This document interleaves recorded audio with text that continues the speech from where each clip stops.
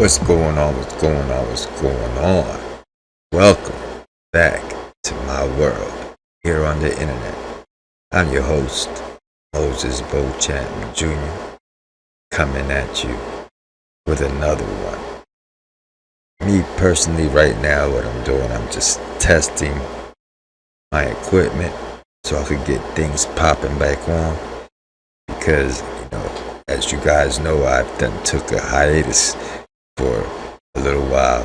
Haven't been on here like talking about, so trying to get everything back together like that. I could start coming on here a little bit more and discussing different types of topics and so on and so forth. So today, as I test everything, what I'm going to be covering is this whole Nipsey Hussle trial situation. As we all know, this trial that has done got on its way, and it seems like it's an interesting trial.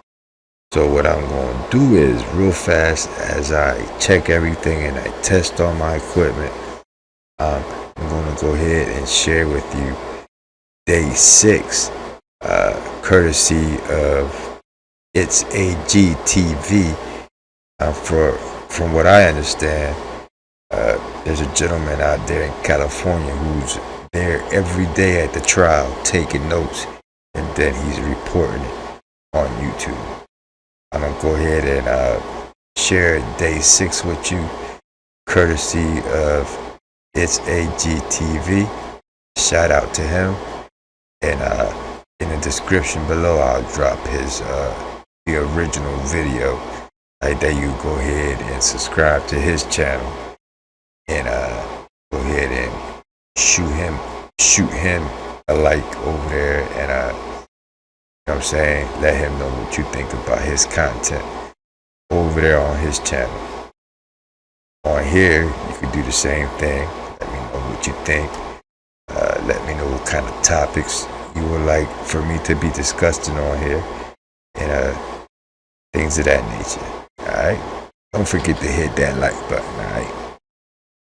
Go ahead and share my screen and let her rip. Give me a quick second and we'll get it popping for you. Once again, shout out to It's AGTV. From Street TV. The man who's been covering the Eric Holder trial, the man who killed Nipsey Hussle. Let's not forget. And he's been in the courtroom. And tell us about day 6. Well, day 6 started at 10 a.m. That would have been Thursday, June 23rd. And the first witness for the prosecution was a gang cop named Gilberto Glaxio, Glaxioa. And he was a 17-year veteran of the LAPD. And he had at least 5 years experience of being in I guess he said he patrolled the area for 5 years. But they started off with putting a map of the Rolling 60s turf. Mm-hmm. A map which I actually disagreed with the borders. But, they made the turf look really bigger than what it was. I guess the disagreement I had was the north border, but the borders didn't come up until cross-examination. So when the prosecutor had the map up there wasn't really much talk about the borders. They mentioned the cliques of the 60s, which was Front Hood, Overhill, Bryanhurst, Gutter Kids. And then they asked a little bit about what is snitching. And the cop said it's telling on someone with the police in various ways, from a 911 call to a citizen talking to someone on the streets. And then the DA asked, would you even consider a small child as a snitch? And the cop said, could be. Wow. But I think the point that the prosecutor was trying to get from the gang cop was that this idea of snitching applies both to gang members and non-gang members. And then that's when we learned that he had just patrolled this area for 5 years. And he said that they asked him what does paperwork mean. And he said it was an official document like a police report or any sort of court document like a transcript. And how does paperwork relate to snitching? And he said it proves someone that told on somebody. He said it could prove that someone snitched or didn't snitch. It goes both ways. Mm-hmm. And what else here? He did mention that he had interactions with Nipsey Hussle over the years, and he had interaction with Eric Holder over the years. So according to this cop, he knew both of them. He was asked, how many times do you think you encountered Nipsey Hussle? He said 50 times. And regarding Eric Holder, he said no more than 10 times. And that was pretty much it on direct by Prosecutor McKinney. I have a question. I'm not sure if it came from that witness in particular, but is it true that they did not like Nipsey being there or his business being there, or because there was, I guess, maybe he brought a lot of gang mentality, that gang presence in the area? Oh yeah, there was some testimony about the police wanting to shut down that strip mall because of gang activity and nuisance. And let me just check right here if that came from him or if that came from another cop. But yes, that testimony definitely came in, and I'm not sure if it came in under this cop, under cross-examination or direct. But we'll get back to that in a second. Yeah. Okay. Okay. So the Attorney Jansen did cross-examine the gang cop, and he asked about how old was Eric Holder when he first encountered him. He said he was a teenager. He believes the first time he met Eric Holder, he was 17 years old. And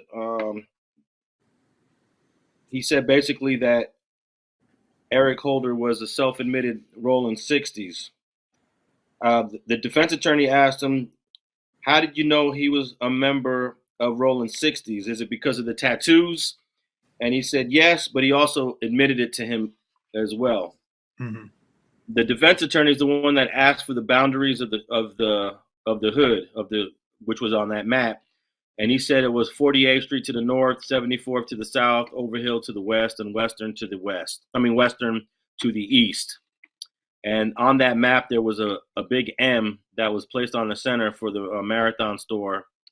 Oh, and to answer your question, that's when it came up under cross-examination.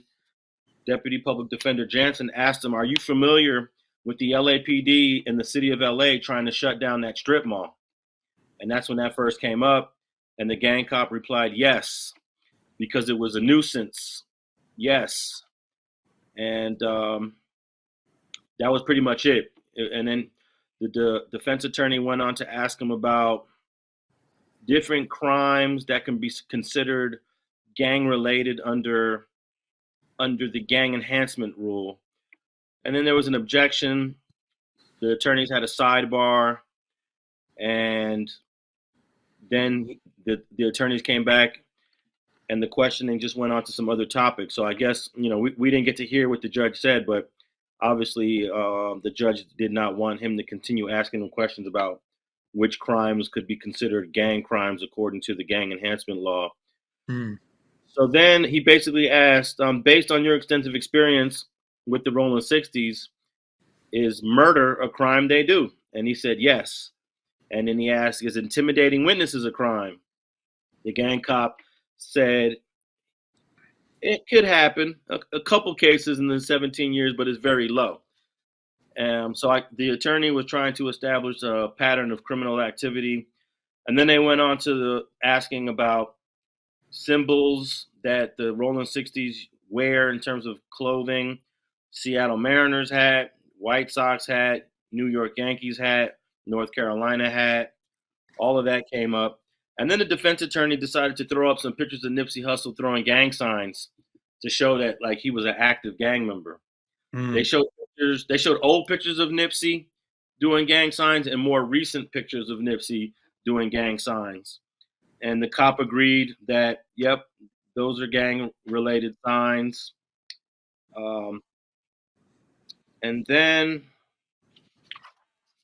he continued. Actually, the defense attorney cross examined this gang cop longer than the prosecutor had him on direct examination.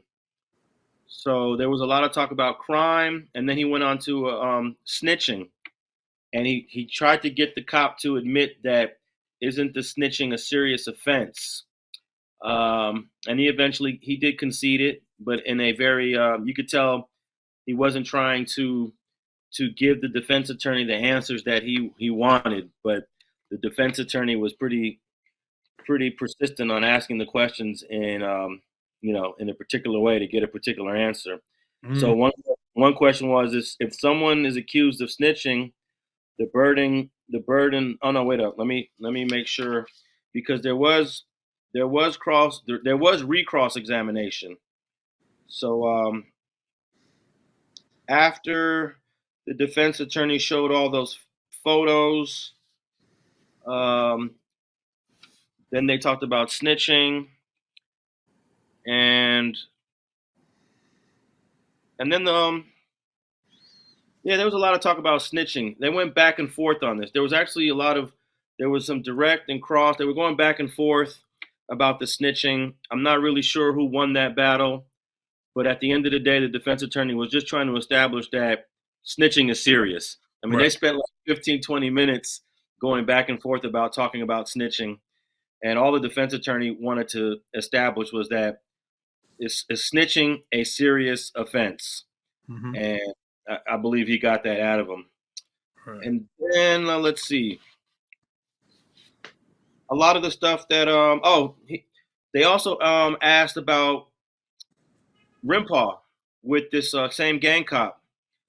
Let's see, I believe prosecutor John McKinney on redirect asked asked the gang cop, "Do you know Rimpaw?" And he said yes. They asked him, "Is he a Rolling 60s Crip?" He said yes. Um, and that was pretty much it. We all know that Rimpaw wasn't in court on that day. And the cop actually admitted to testifying on over 100 Rolling 60s cases, which I thought that's an incredible number of cases to have testified on. Yeah. For a moment, I thought that could have been a mistake. To testify on 100 Rolling 60s cases, um, I'm not even aware if there's 160 cases in his 5 years as a Rolling 60s expert, but that's what he did. He admitted to testifying in over 100 Rolling 60s Crip cases, and that pretty much sums up the gang cop's testimony. Mm. And any questions on the gang cop? Not really. Some expert though. Then after him, Detective Cedric Washington. I have him as witness number 17, based on my own counting. I don't believe I missed anyone. And we all know that Detective Cedric Washington was the lead homicide detective on this case, along with his partner, who testified a couple days before. Mm-hmm. Uh, he provided his background and experience. I also learned, I didn't know this about him. In addition to his 27 years as an LAPD officer, he's also a Marine Corps veteran. So he's got military experience as well. Mm-hmm. He also worked undercover as a gang member in Wow. in various different operations. Mm-hmm. And they even went into detail about like how do you pull that off? Well, first he's a black detective, Right. so he could definitely blend into any black community in LA. Mm-hmm. But he testified as taking on an assumed identity along with a fake driver's license that they legitimately created from the DMV. So he has a fake birthday, a fake name, all on a official California driver's license, working as an undercover, as an associate of a gang. So they were just basically trying to establish that Detective Washington has been around a long time and has a lot of experience dealing with gangs as an LAPD officer. Mm-hmm. Um, he he talked about that there were 2 guns used, but they were never able to retrieve them, and that he did search warrants at Eric Holder's residence in Long Beach, and also his cousin Harold's place, where they did not find any evidence, no guns, no ammunition. So that was that about the guns. They also discussed Rimpaw, Evan McKenzie, and they showed the video for the detective to point out which guy was Rimpaw.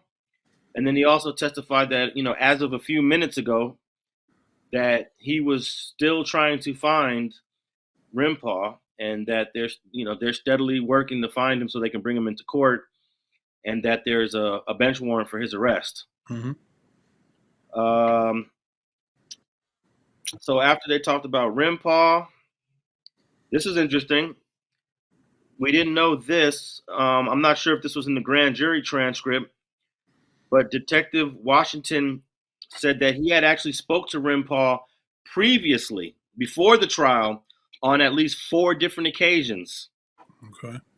And Prosecutor McKinney asked him, "Did you talk to him after the incident?" And Detective Washington replied, "Yes, at least 4 different times." And the prosecutor asked, "Where did this occur?" And it occurred kind of in the area, not too far from the incident. I'm not sure. They didn't say if it was his house, an apartment.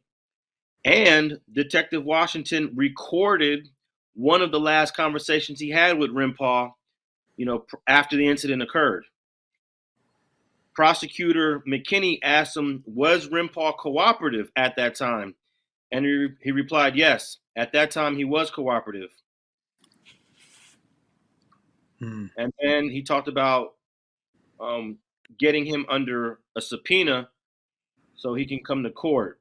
And then Detective Washington started to talk about how he was avoiding him recently.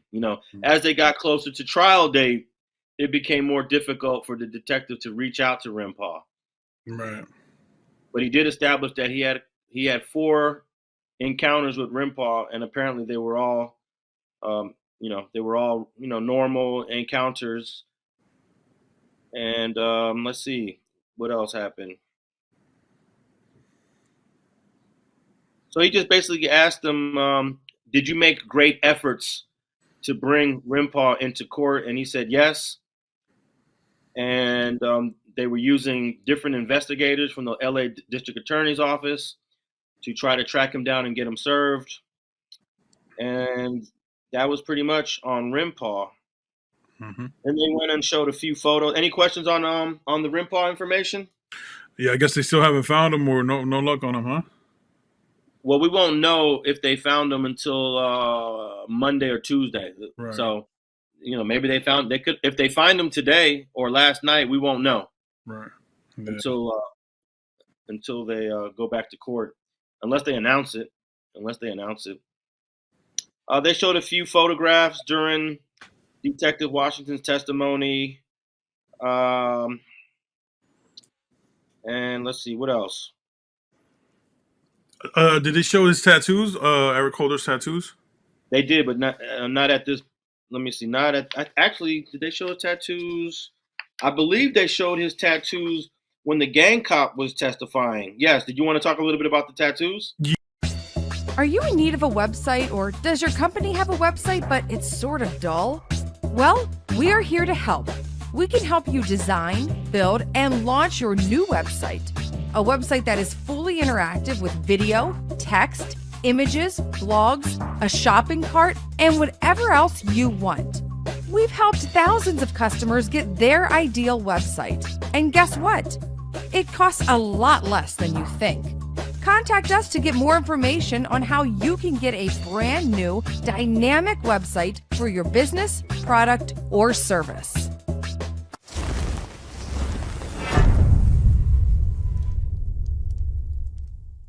Yeah. Is there any tattoos that you could remember to tell us? Yes. They had photos of Eric Holder, close-up photos of his chest, his whole torso.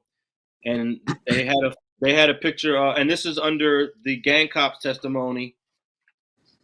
There's a photo of the word 60s tattooed along his stomach.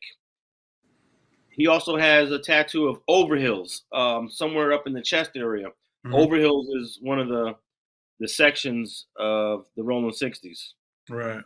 He also has the Roman numeral 60 tattooed on his back arm or the tricep area, where he has an L on the back of his left arm and an X on the back of his right arm. So if you're standing behind him, it would say 60s or 50 plus 10.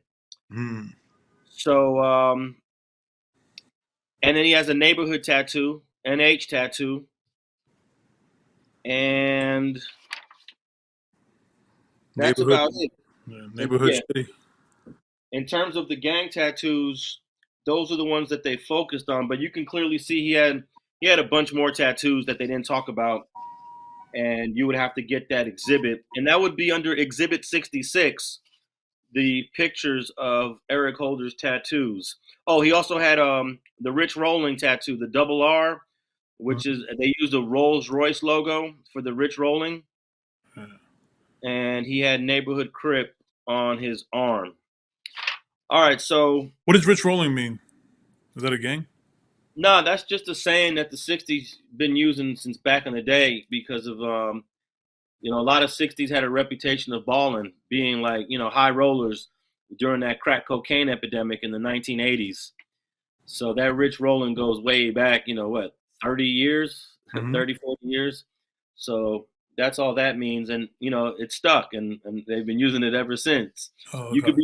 You could be a broke guy and still say Rich Rolling. But yeah, back in the 80s, they used to say Rich Rolling because all those dudes was having money back then. Mm-hmm. They was rich rolling. Broke rolling. Well, yeah. There's no evidence that Eric Holder ever became one of those baller type guys. Yeah. All right, so back to Detective Washington. He testified under direct. This was interesting because there was some objection to this by the defense. Mm-hmm. But the prosecutor wanted Detective Washington to opine on whether or not Eric Holder had a gun in his pocket when he first walked into the Master Burger. Now, the Master Burger footage, which no one had seen before, I don't believe this Master Burger footage had never been released before.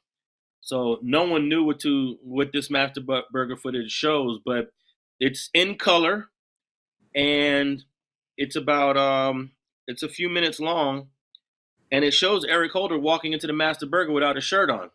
So it's pretty clear, but the prosecutor wanted Detective Washington to opine on whether or not he had a gun on him at that time. Now, of course, the defense objected and said, that's speculation. They had a sidebar, which was meaning, for those who don't understand, they had a sidebar out of the hearing of the jury. So, and then if you're in the audience, you can't hear it either. So that's when the two attorneys and the judge walk over to the side. There's a microphone there so the court reporter can type up that conversation. But the jury can't hear it, and us in the audience can't hear it. Wow. And they do that because they don't want the jury to be biased by any conversations that they're having. So they had basically a debate about, basically in a nutshell, the defense attorney told the judge, I'm not comfortable with the cop speculating whether or not he had a gun in his pocket. And that's based on speculation. And, witnesses should not allowed to speculate. Prosecutor John McKinney, I'm sure, countered back during that sidebar saying, my guy is a 27-year veteran of the LAPD. He's a former Marine. He's a Marine veteran. He has the expertise to know when someone is armed or not, So McKinney won that argument out, and he was allowed to testify on whether or not he thought Eric Holder had a gun on him when he walked into the Master Burger. Mm-hmm. And if you want to guess what he said, what do you think he said? I'm not sure what he said. He said that if you look at the right front pocket on that Master Burger video footage, you can see an impression. You can see an impression. They use the word impression and a bulge. And the defense attorney objected again. He said, this is speculation. And the judge said, this is his opinion. So I'm going to let him testify, that this is just his opinion. So basically, Detective Washington said, based on his opinion, the bulge was consistent to a gun, a medium-sized gun in his right front pocket. And that's pretty huge, and we could talk about that in a moment. But that was pretty much the main thing that came out of testimony under direct with Detective Washington. And then, of course, there was some cross-examination by the defense, basically trying to get Detective Washington to say that no one wants to cooperate.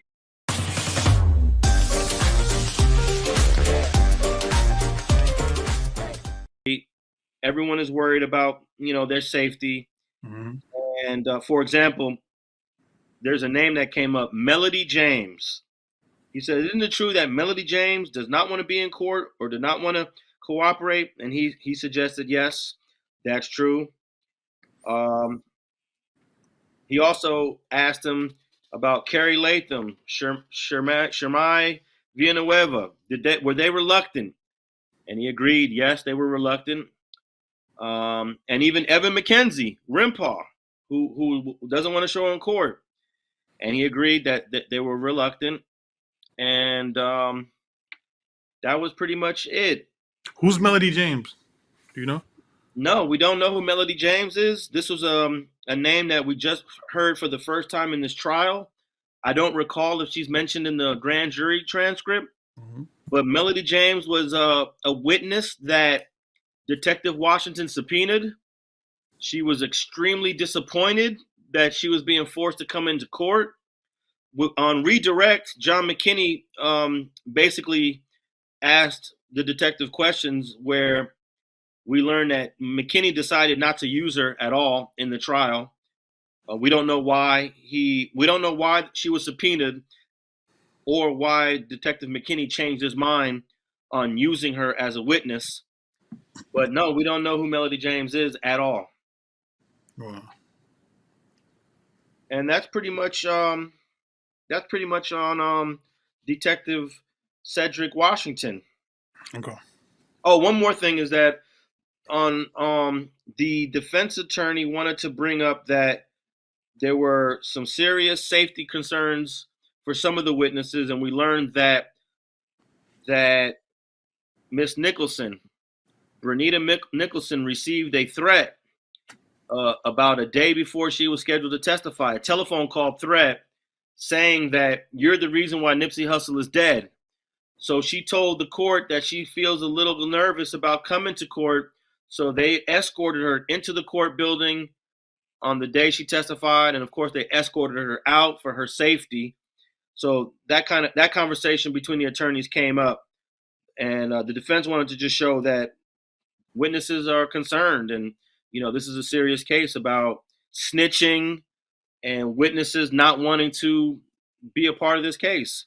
Even the star witness, Bernita Nicholson, was threatened by a phone call. According to Bernita, though, Bernita told the district attorney before she testified that she got this call, and they decided to give her extra security. Wait, is that really a threat? Because what exactly? All they said was you're the reason why Nipsey's dead. That's more like harassment, unless they actually threaten her, saying, "Hey, if you do this, blah blah blah, you're gonna be dead, or you're gonna be hurt." Yeah. Well, it depends on how you interpret that. Even though a threat wasn't made in that statement, you could, I don't think it's a reach to assume that that's kind of like a borderline threat. You're the reason why Nipsey Hussle's dead. If they did it in a tone that wasn't joyful. Right. So we learned that during that phone call, she just hung up the phone. She didn't even respond to the person, and I think that was it. And then that's the reason why they escorted her into the courtroom and out. Whereas, for example, Cowboy's walking around the court free. He goes to the cafeteria. He goes up and down on the elevator. You could tell Cowboy doesn't have no feeling of of danger or concern or issue. You know, he's sitting there in the cafeteria having lunch. Doing push-ups. Well, he was doing push-ups in the hallway on the 9th floor. Right. Yeah. But I could understand Bernita's concern, though. But I do want to let the people know, the audience know, that she isn't the person. Like, she had nothing to do with it, right?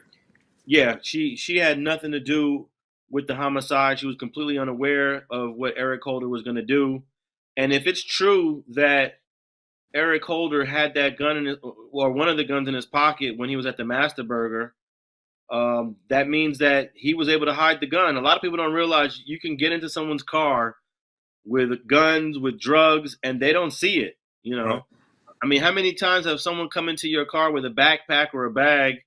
I mean, we're not going to search our friends' backpacks, are we? You know, so We start yeah, go ahead. I'm sorry. what were you going to say? We should start doing that? Yeah, we might have to start doing that. We don't want to beat Bernita. You know what I mean? We don't want to end up like her. No, but I know she's going to have to deal with this for many years to come. Yeah, You know? fortunately. So that was pretty much it. We learned about the threat that Bernita received via the phone call. We learned about this witness named Melody James that never testified. And that's about it for Detective Washington. Mm-hmm. So after Detective Washington, they had scheduled the coroner named Lawrence Nguyen, spelled Nguyen. Mm-hmm. And before he testified, they excused the jury, and they had a couple of questions that they wanted to ask the doctor outside the presence of the jury. And we learned during this short exchange that this doctor actually didn't do the autopsy on Nipsey Hussle, but he was going to testify about the autopsy using reports, using CT scans, radiographs, and other documents that he had. So for whatever reason, I guess the actual doctor that performed the autopsies is not available. I believe they pronounce his name as Dr. Futress.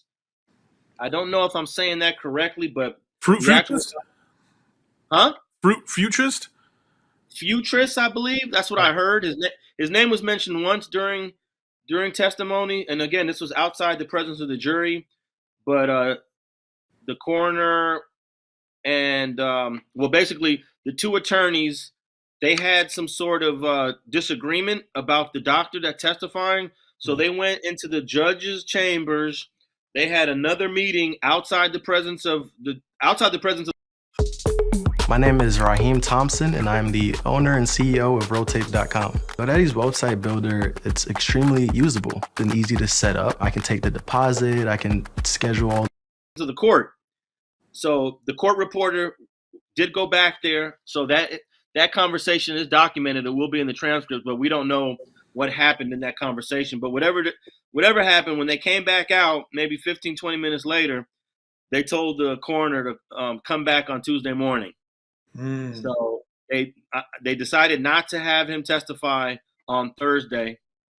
And I remember hearing prosecutor John McKinney say something saying, "We can't do this today." And then that's when they went and had a meeting with the judge outside the presence of the courtroom. So that ended his testimony. The jury never got to hear the coroner. And then they went on to the next witness, who was Michael Ramirez. Michael Ramirez is basically the paralegal for John McKinney in the Los Angeles District Attorney's Office. And he basically testified to his job was to pull up Eric Holder's rap sheet or arrest record or his criminal history. And basically we learned some things, I guess, that we already knew. He was born on November 21st, 1989. He got arrested in Marina del Rey, which is a coastal community of the city of LA, back on March 28th, 2012. He was charged with possession of a firearm and possession of a controlled substance. He was charged with two separate counts. And then we find out that they dropped the drug count, and he pled guilty to the gun case and received probation. and he pled guilty to carrying a loaded firearm in public. And his arrest record would be Exhibit 72 for any of those that are interested, and it's 3 pages. So he has a very short rap sheet. He just has that one arrest back in 2012, and he's got 1 felony conviction. And I know that seems surprising to you because he's such a shooter.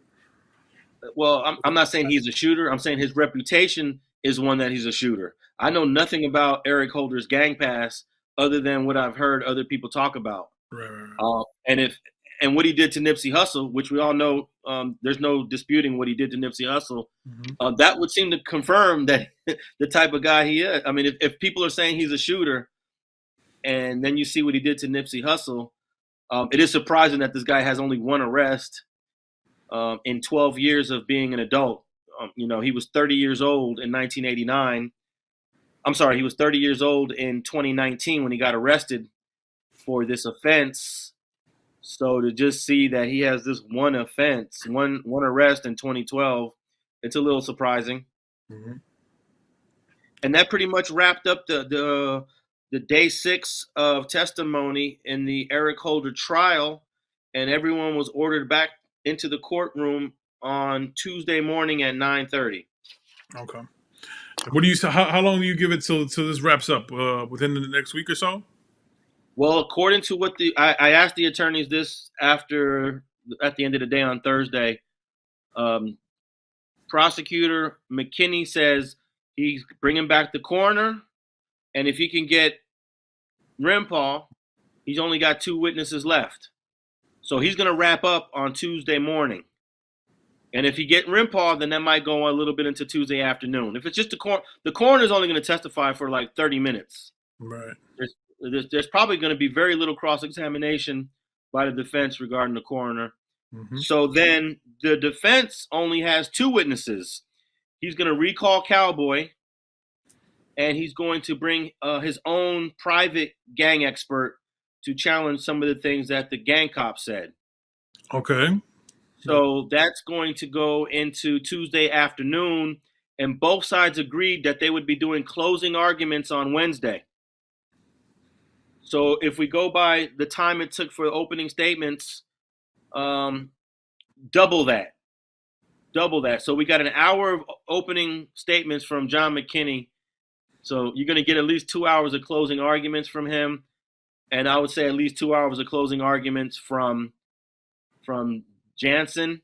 And in the closing arguments, the prosecution gets to go one more time because the burden of proof is on the prosecution. So the court system gives them a last word. So it's the prosecution starts off with their 2-hour closing. The defense gets to follow up with his 2-hour closing, and the prosecution gets to close it up with about maybe a 15, 20-minute final closing argument. And then the jury will start to deliberate. So I anticipate that the jury will probably have this case in their hands by Thursday. Wow. Yeah. It all depends if they get Rimpall. If they get Rimpall, Rimpall is going to be on the stand for at least a couple hours if they find him. Yeah. But if they don't find him, I can see the jury getting this case on Thursday. So if it's a quick deliberation, we might have a verdict Thursday. If not, Monday. Right. Now you did find out something. Not in trial, but you yourself asked a question to someone. It was regarding the Marathon store and the camera angle that we were all waiting for to see, and has not, came out whatsoever. Can you tell us about that? Yeah, I asked the detective during one of the breaks in the hallway about the Marathon camera, as I previously stated that most likely that camera was malfunctioning or didn't work or was a dummy camera. Because we've seen testimony from 2 cops whose job it was to go out there and find out all the surveillance cameras that were available. And during the testimony of both those cops, there was no mention of the Marathon camera. Right. So I decided to ask the detective, what was the deal with the Marathon camera? And basically, he said the camera was functioning, the camera was working, the camera would probably show everything in detail, but they did not receive any cooperation from the owners of the Marathon store to retrieve that video footage. So basically, the LAPD was unsuccessful in getting that footage from the owners of the Marathon store. Wow. Now, what do you think that was? Well, I mean, how come that, like, you would think that the cops would do a better job to season that footage, or because it would be the most important and closest angle to what went down, no? Well, I mean, the cops did everything they could do to get it. You got to remember that whoever we're saying is the owner of the Marathon store, they had a head start to disconnect the DVR and to take it to another location. So by the time the cops did come and investigate, which would have been the very next day, there was no cooperation. And you can't force them to turn over the footage, but you could subpoena the footage. Right. But if they took the footage to another place, then you can't subpoena something if you don't know where it's at. You could pull it from the sky, like your boy said. Well, I don't know who that was. That guy at Clubhouse. I don't. Oh, yeah. I don't know. And there's a process to getting that footage, just like the way they got the footage from the Fat Burger. I'm sorry, not the Fat Burger, Master Burger. There's a process. You got to get you first. You got to get permission from Master Burger, and then you have to get access to the DVR. Then the law enforcement has to bring their equipment in so they can get the information from the DVR to a flash drive or a hard drive. So it requires a certain level of cooperation on the part of the owners of the footage. Right. You can't bust your way in the door and be like, "You give me this fucking footage," or it's still America, all right? I mean, in 2019, and I would say for the past couple decades, the LAPD does have a bad reputation of practices and procedures that have been very hurtful to the community. But in most instances, they're not busting in stealing DVRs. Right. They just can't bust in and steal a DVR. There's a process, and Master Burger cooperated, and Shell gas station, they cooperated. In fact, the Shell gas station gave that footage up to TMZ before the LAPD got the footage. Right. Ain't that something? Yeah. So and it also makes me think, if TMZ got that Shell gas station footage before the LAPD even got it, that means they attempted to get the footage from the Marathon store. Right. And they were unsuccessful. Well, that'd be an interesting play out though. Like, who I just, because when I think of TMZ, I think about some freaking white guy walking into the Marathon store. "Hey, can I get your footage? This Nipsey shooting?" I'm like, and they'd be like, "What the fuck are you talking about, man?" My question You know is, what I mean? Like, this just went who down. owns the Marathon? No, the way TMZ does it is they offer money. Don't Nipsey Hustle family owns the Marathon? When Suge Knight ran over Terry Carter. Why wouldn't they cooperate on turning over had this that footage? before the LAPD had the footage. Mm-hmm. So I'm sure TMZ bought the footage from the Shell Things gas that make you station go, and put it out like immediately. I'm sure they went to the Marathon store and offered whatever they offered to Shell. Actually, they probably offered more to the Marathon store because that's a better and closer angle.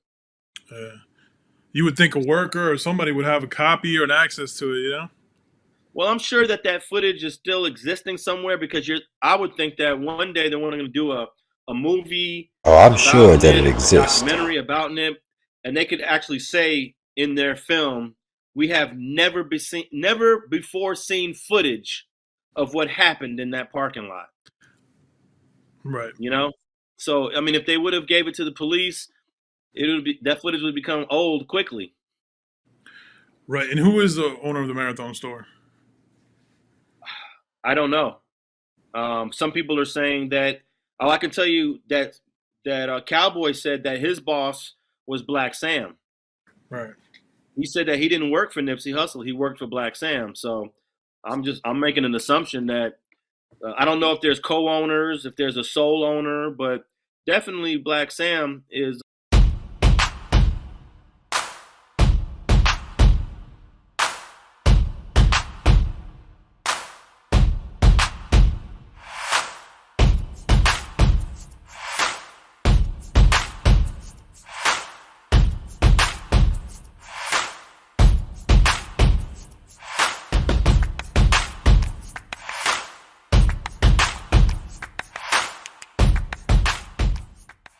was Cowboy's boss.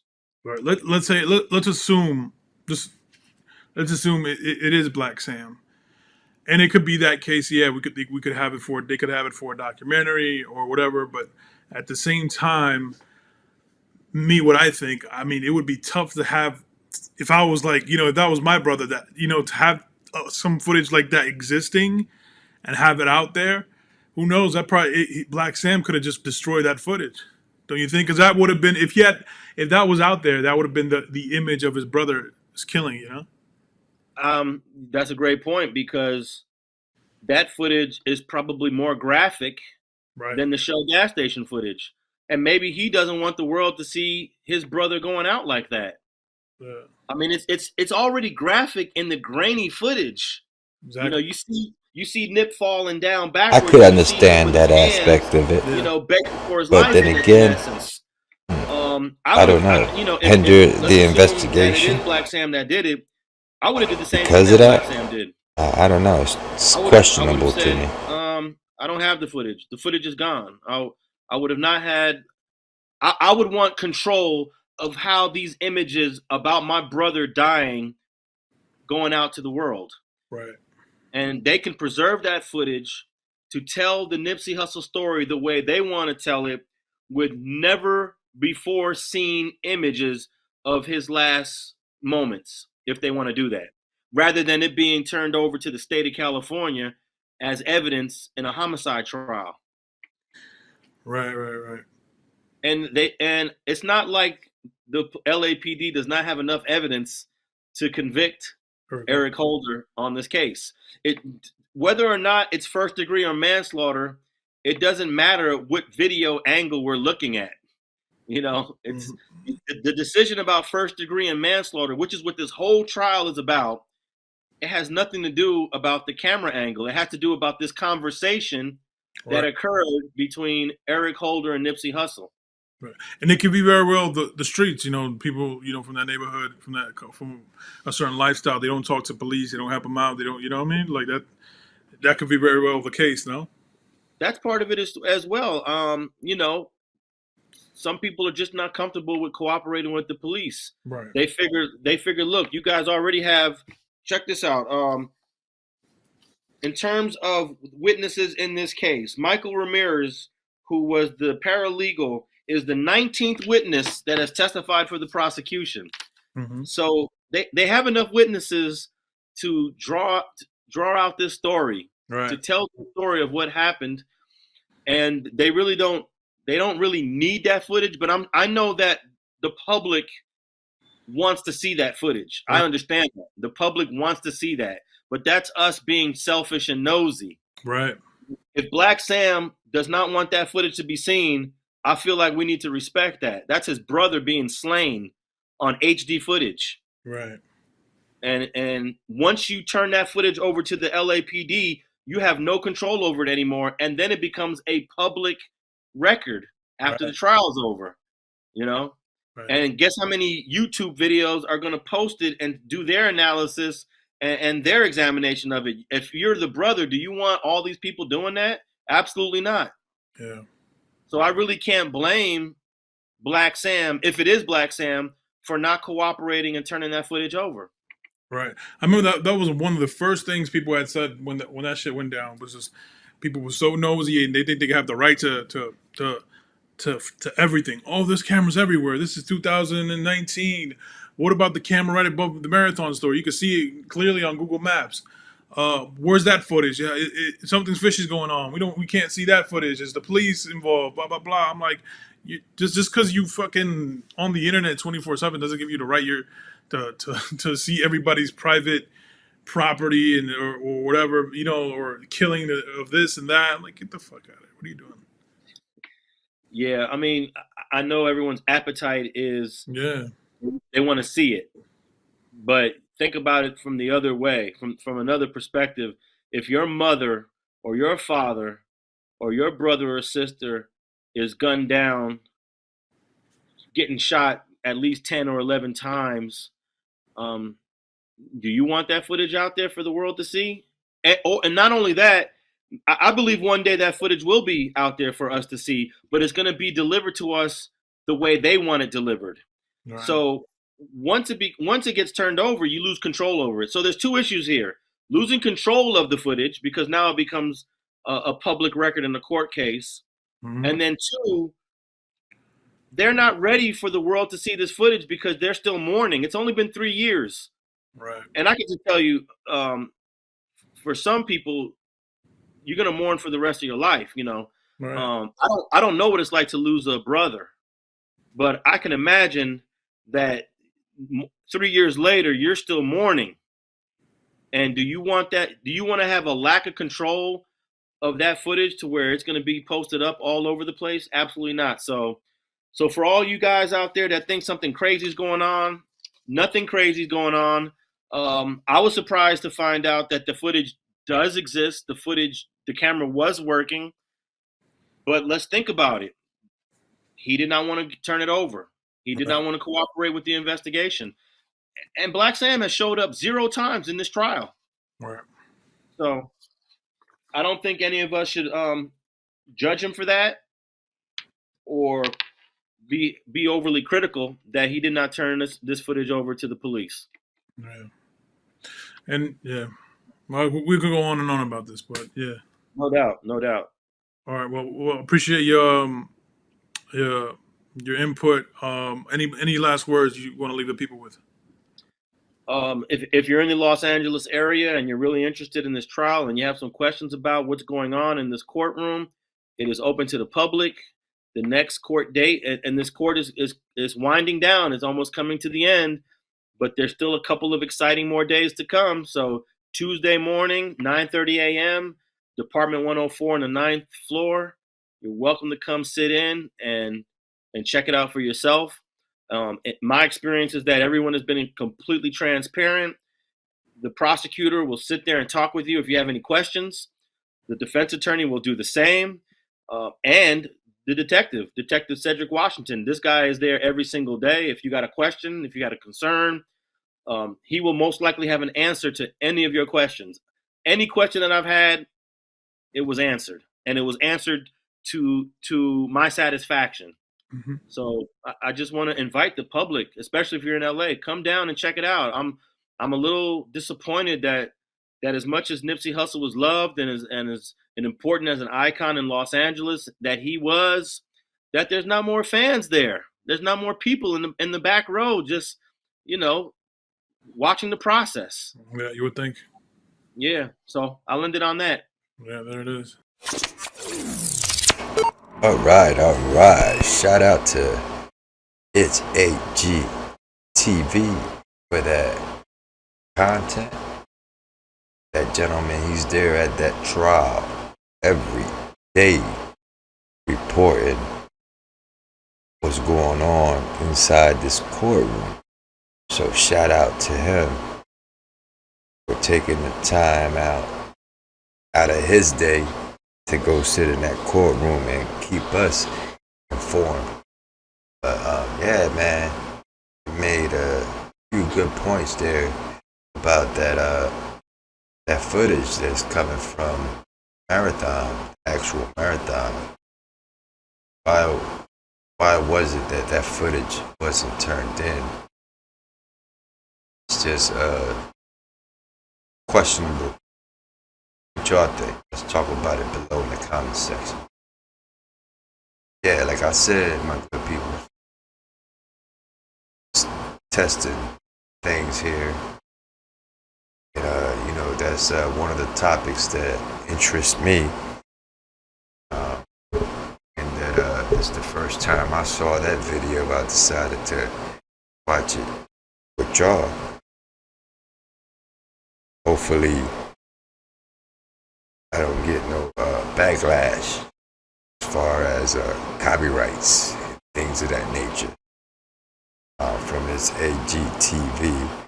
I don't monetize my videos, so it really doesn't matter at this time, but it does affect the channel down the line, and I want to avoid that.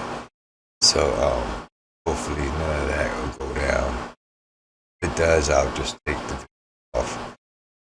I'll take it down or whatnot. But with that said, in the comment section, let me know what kind of topics y'all like me to cover. Really getting ready to really start pushing some content on this particular channel. As you guys know, I discuss random topics, more into the children realm of things, but things are always subject to change. So with that said, my good people, you know what to do. Hit that like button. If you're new to the channel, subscribe, hit that bell like that you're notified when I go live and I upload. One love, my good people. Catch y'all on the next one.